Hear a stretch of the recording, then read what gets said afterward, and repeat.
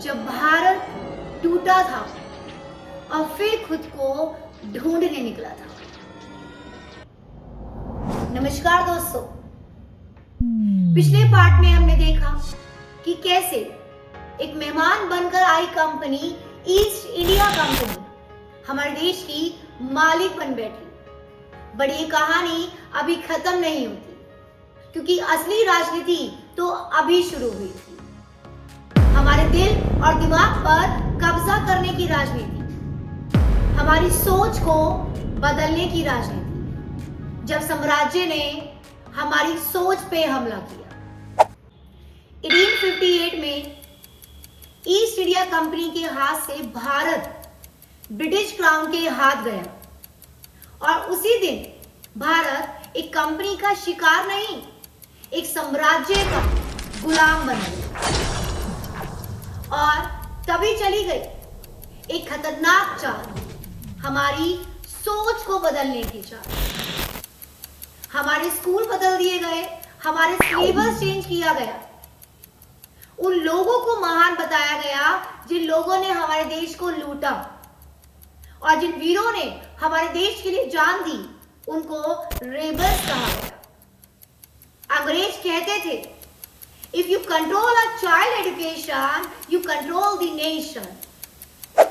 जब हमारी हिस्ट्री से अशोका, चाणक्य, शिवाजी, महाराणा प्रताप और रानी दुर्गावती के नाम गायब होने लगे और इनकी जगह रॉबर्ट क्लिव, विलियम बैटनिक और लॉर्ड डेलहाउसी जैसे नाम आने लगे। हमारे भारत को बांटा गया।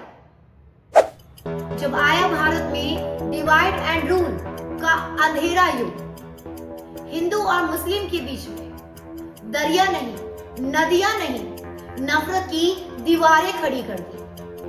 जात के नाम पर, भाषा के नाम पर, प्रांत के नाम पर हमें इतना बांट दिया गया कि भारत भारत लगता ही नहीं था। 1905 बंगाल पार्टीशन, ये पहला टेस्ट था अंग्रेजों का। सवाल, क्या भारत को बांटा जा सकता था? जवाब, हाँ।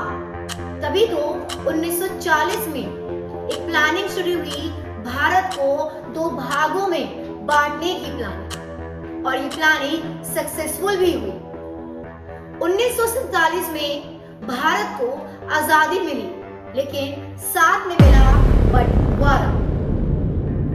1947 आजादी या आग, ये आजादी थी या फिर एक नई लूट? क्या भारत सच में आजाद हुआ था या एक नए मॉडल की गुलामी में ढल रहा था? ये सवाल हर इंसान के उस वक्त जहन में था जिसने अपनी माँ, बीवी, अपनी जमीन खो दी थी उस आग में। और फिर शुरू हुई एक नई खोज। आजादी के बाद भारत एक बिखरा हुआ देश था।